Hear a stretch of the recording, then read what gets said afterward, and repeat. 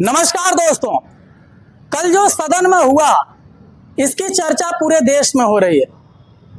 किस तरह से भारत के प्रधानमंत्री विपक्ष के ऊपर आरोप लगा रहे हैं, विपक्ष की सबसे बड़ी पार्टी कांग्रेस के ऊपर और तमाम जो विपक्ष की पार्टियां हैं उनके ऊपर आरोप लगा रहे हैं कि विपक्ष प्रधानमंत्री का गला घोट रहा है। और ये बात सदन की है। सदन में किस तरह से भारत के प्रधानमंत्री अपना बयान रख रहे थे, उस समय विपक्ष उनकी बातों को काट रहा था, अपनी बातों को रखने की कोशिश कर रहा था। लेकिन इस बात को भारत के प्रधानमंत्री ने बात करते हुए कहा है कि विपक्ष भारत के प्रधानमंत्री का गला घोट रहा है। देखा होगा कि पार्लियामेंट के नए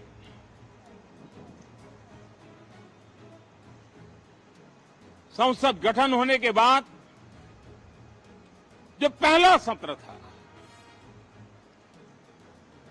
140 करोड़ देशवासियों ने बहुमत के साथ जिस सरकार को सेवा करने का हुक्म किया है देशवासियों ने, उसकी आवाज को कुचलने का अलोकतांत्रिक प्रयास हुआ। 2.5 घंटे तक देश के प्रधानमंत्री का गला घोंटने का, उनकी आवाज को रोकने का, उनकी आवाज को दबाने का लोकतांत्रिक परंपराओं में कोई स्थान नहीं हो सकता है।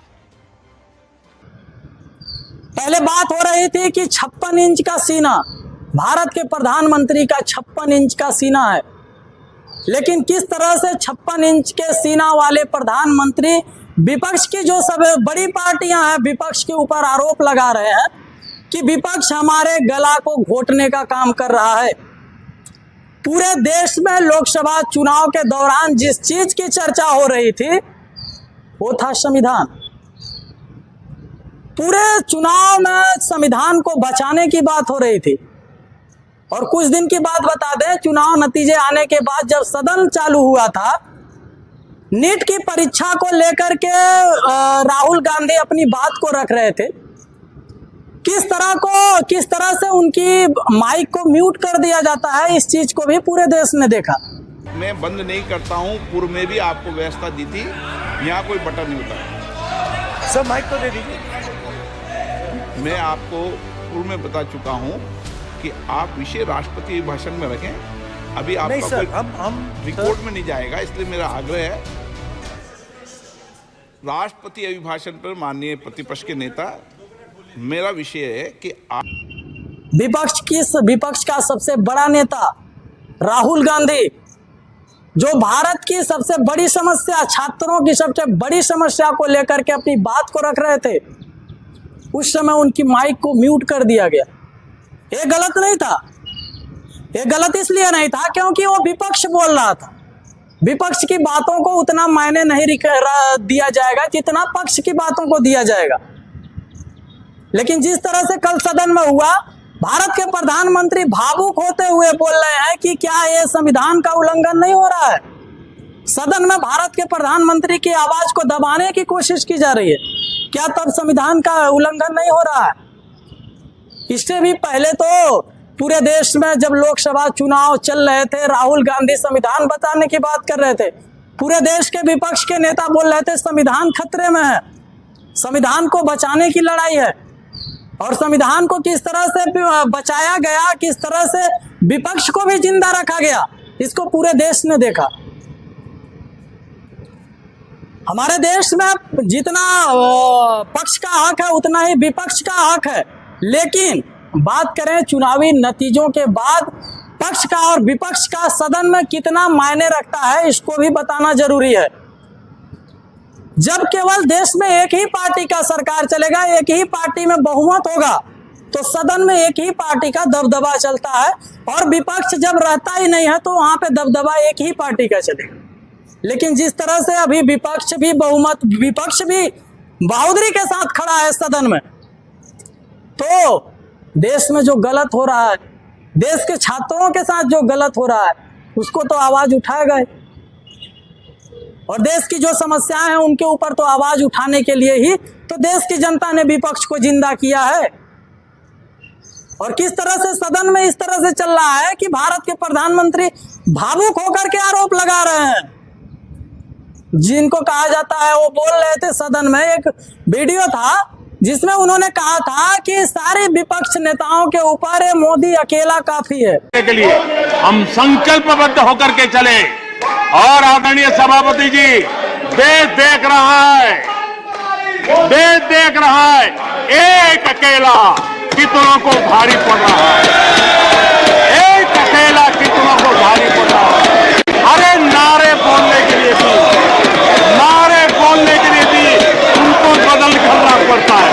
जो भी ये बोलता है घंटे भर से आवाज की जवाब दे रहा है। लेकिन आज क्या हो गया? आज तो बहुमत भी हासिल नहीं हुए हैं भारतीय जनता पार्टी को। गठबंधन की सरकार है, गठबंधन की सरकार को किस तरह से डर सता रहा है। अभी कई राज्यों में चुनाव भी होने वाले हैं।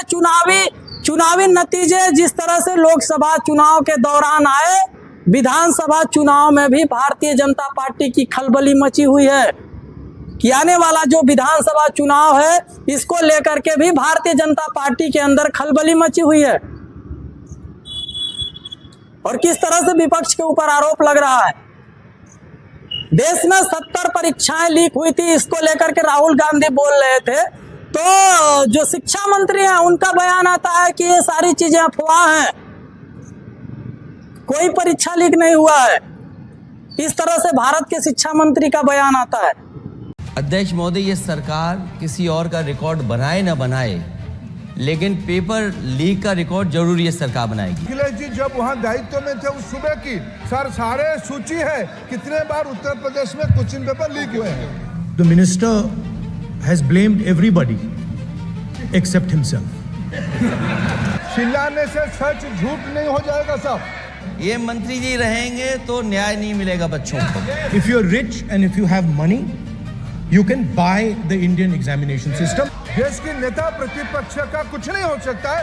क्या मजबूरी था कांग्रेस पार्टी की? क्या मजबूरी था नेता प्रतिपक्ष की? और भारत के प्रधानमंत्री किस तरह से भावुक हो रहे हैं, पूरा देश देख रहा है। जिस देश के भारत के प्रधानमंत्री को भारतीय जनता पार्टी के लोग बहादुर और ईमानदार और सच्चा नेता बताते हैं, आखिर उस नेता क्यों भावुक होने लगे। राहुल गांधी भी उतना ही हकदार है जितना विपक्ष और पक्ष दोनों का उतना ही हक है सदन में बातों को रखने का जितना पक्ष का है। और देश के लोग पक्ष और विपक्ष दोनों का समर्थन करते हैं। आखिर जो विपक्ष की पार्टियां होती हैं, विपक्ष के जो नेता होते हैं, मूलभूत समस्याओं को लेकर के आगे आते हैं। नीट की परीक्षा,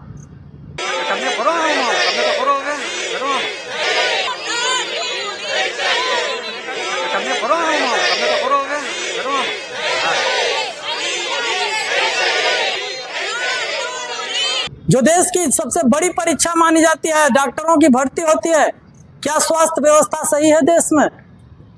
डॉक्टरों की कमी और इस तरह से परीक्षाएं लीक होती हैं, इसकी कोई चर्चा नहीं होती है। लेकिन भारत के प्रधानमंत्री के ऊपर जो विपक्ष के नेता बयानबाजी करने लगते हैं, सदन में अपनी बात को रखने लगते हैं, तो भारत के प्रधानमंत्री आरोप लगाते हैं कि हमारा गला घोटा जा रहा है। यही तो है संविधान की ताकत, यही है संविधान जो सबको बोलने का समान अधिकार देता है। यदि संविधान को ही ना बचाया जाता, संविधान ही ना रहता, तो विपक्ष सवाल ही खड़ा नहीं कर पाता। यहाँ तक कि हम भी और आप भी सवाल नहीं पूछ सकते थे। लेकिन संविधान की ही देन है कि संविधान के बदौलत ही विपक्ष की पार्टियां उन तमाम मुद्दों पे सवाल सरकार से करती हैं जो देश की मूलभूत समस्याएं हैं, मूलभूत छात्रों की समस्याएं हैं, मूलभूत किसानों की समस्याएं हैं, मूलभूत नौजवानों की समस्याएं हैं, उनके ऊपर सवाल खड़ा करता है। लेकिन किस तरह से भारत के प्रधानमंत्री को किस तरह से विपक्ष के नेताओं के ऊपर आरोप लगाते हैं, ये कहीं ना कहीं अच्छा नहीं है। क्योंकि विपक्ष इसीलिए चुना जाता है, विपक्ष को देश की जनता इसीलिए चुनती है ताकि मूलभूत समस्याओं की भी बात हो उतनी ही हो जितना समस्याओं के समाधान की बात होती है। देश में भ्रष्टाचार भी हो रहे हैं, उनकी सदन में कोई चर्चा नहीं है। मणिपुर जल रहा था, उसकी कोई चर्चा नहीं है। विपक्ष सवाल उठाता है तो उसकी माइक बंद कर दी जाती है। अयोध्या में किस तरह से पहली बारिश में अयोध्या के राम मंदिर में पानी टपकने लगता है, उसकी चर्चा पक्ष नहीं करता है, सरकार में बैठे लोग नहीं करते हैं, भारतीय जनता पार्टी नहीं करती है कि वहां पे घोटाला हुआ है, किस तरह से भ्रष्टाचार हुआ है, किस तरह से सड़कें नीचे दब गई, इसकी चर्चा नहीं हो रही है। लेकिन इसके ऊपर सवाल विपक्ष सवाल खड़ा करता है तो आरोप लगता है कि भारत के प्रधानमंत्री का गला घोटा जा रहा है। इस बयान को दुनिया देखती है। भारत के प्रधानमंत्री चाहे किसी भी देश के प्रधानमंत्री का जब किसी भी तरह का सदन से बात आती है तो दुनिया देखती है। इस बयान को दुनिया के लोग देखेंगे तो क्या बोलेंगे कि भारत के प्रधानमंत्री कितने भावुक हो गए इस बात को लेकर के कि उनकी गला को दबाया जा रहा है। कहीं ना कहीं सदन की बात है, संविधान के दायरे में रह करके सारे लोग बात करते हैं, संविधान ही हक देता है। लेकिन इस तरह का बयान कहीं ना कहीं देश के लिए निंदनीय है, क्योंकि हमारे देश में भारतीय जनता पार्टी की सरकार डबल इंजन की सरकार बोलती है, सबका साथ सबका विकास की बात करती है। लेकिन नीट के परीक्षार्थी जो है उनके ऊपर किस तरह से सुनवाई हो रहा है, नीट के परीक्षाओं को लेकर के किस तरह से लगातार पेपर लीक होते जाते हैं, उसके ऊपर कोई चर्चा नहीं। यही है सबका साथ सबका विकास, यही है डबल इंजन की सरकार। तो आप कमेंट करके बताइएगा कि ये वीडियो कैसा लगा। वीडियो अच्छा लगा हो तो लाइक, कमेंट और शेयर करिएगा और चैनल को जरूर सब्सक्राइब कर लीजिएगा। तब तक के लिए विदा लेते हैं। जय हिंद।